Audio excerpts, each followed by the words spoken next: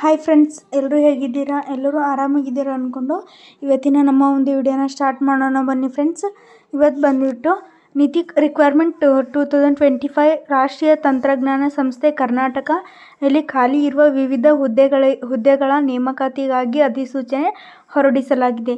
ಆಸಕ್ತಿ ಮತ್ತು ಅರ್ಹ ಅಭ್ಯರ್ಥಿಗಳು ಅರ್ಜಿಗಳನ್ನು ಆಹ್ವಾನಿಸಲಾಗಿದೆ ಮತ್ತು ಆಸಕ್ತಿ ಮತ್ತು ಅರ್ಹ ಅಭ್ಯರ್ಥಿಗಳು ಹುದ್ದೆಗೆ ಅರ್ಜಿ ಸಲ್ಲಿಸುವ ನಿಗದಿಪಡಿಸುವ ದಿನಾಂಕದೊಳಗೆ ಅರ್ಜಿ ಸಲ್ಲಿಸಿ ಫ್ರೆಂಡ್ಸ್.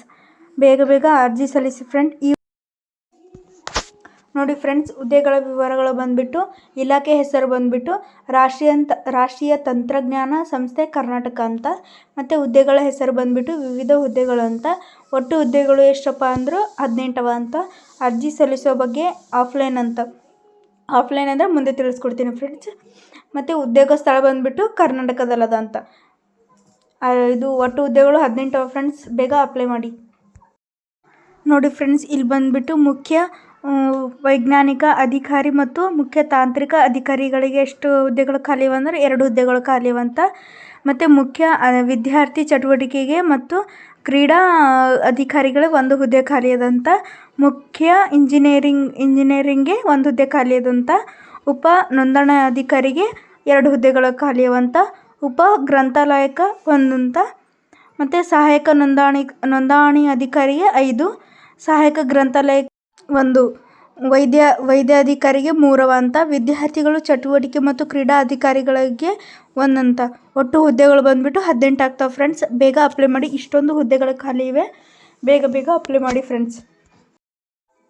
ನೋಡಿ ಫ್ರೆಂಡ್ಸ್, ಇಲ್ಲಿ ವಿದ್ಯಾರ್ಥಿಗಳು ಪದವಿ BE BTech MA CA ಮತ್ತು MCC ಮತ್ತು MBBS ಮುಂತಾದ ವಿದ್ಯಾರ್ಥಿಗಳು ಮಾನ್ಯತೆ ಪಡೆದ ಸಂಸ್ಥೆ ಅಥವಾ ವಿಶ್ವವಿದ್ಯಾಲಯಗಳಿಂದ ವಿದ್ಯಾರ್ಹತೆಯನ್ನು ಹೊಂದಿರಬೇಕು. ಅಂದರೆ ಇಷ್ಟೆಲ್ಲ ನೀವು ವಿದ್ಯಾರ್ಹತೆ ಹೊಂದಿದ್ರೆ ಮಾತ್ರ ಈ ಒಂದು ಜಾಬಿಗೆ ನೀವು ಅಪ್ಲೈ ಮಾಡ್ಬೋದು ಫ್ರೆಂಡ್ಸ್. ನೋಡಿ ಫ್ರೆಂಡ್ಸ್, ಇಲ್ಲಿ ವಯೋಮಿತಿ ಬಂದುಬಿಟ್ಟು ಅಭ್ಯರ್ಥಿಗಳು ಅರ್ಜಿ ಸಲ್ಲಿಸಲು ಗರಿಷ್ಠ ವಯೋಮಿತಿ 56 ವರ್ಷಗಳು ಅಂತ. ಅಂದರೆ 56 ವರ್ಷ ಒಳಗಿದ್ದವ್ರು ಮಾತ್ರ ಈ ಒಂದು ಜಾಬ್ಗೆ ನೀವು ಅಪ್ಲೈ ಮಾಡ್ಬೋದು.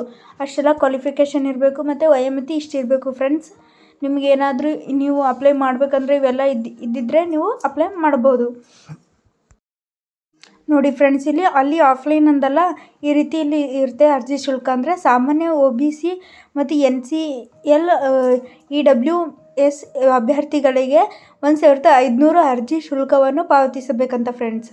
ಮತ್ತು SC ST ಅಂಗವಿಕಲರ PW ಮತ್ತು ಮಹಿಳಾ ಅಭ್ಯರ್ಥಿಗಳಿಗೆ ಅರ್ಜಿ ಶುಲ್ಕ ಇರುವುದಿಲ್ಲ ಅಂತ ಫ್ರೆಂಡ್ಸ್.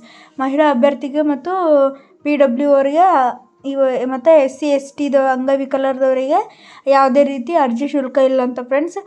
ಮತ್ತು OBC ಮತ್ತು NCL EW ಅಭ್ಯರ್ಥಿಗಳಿಗೆ 1500 ಅರ್ಜಿ ಶುಲ್ಕ ಇರ್ತಂತ ಫ್ರೆಂಡ್ಸ್.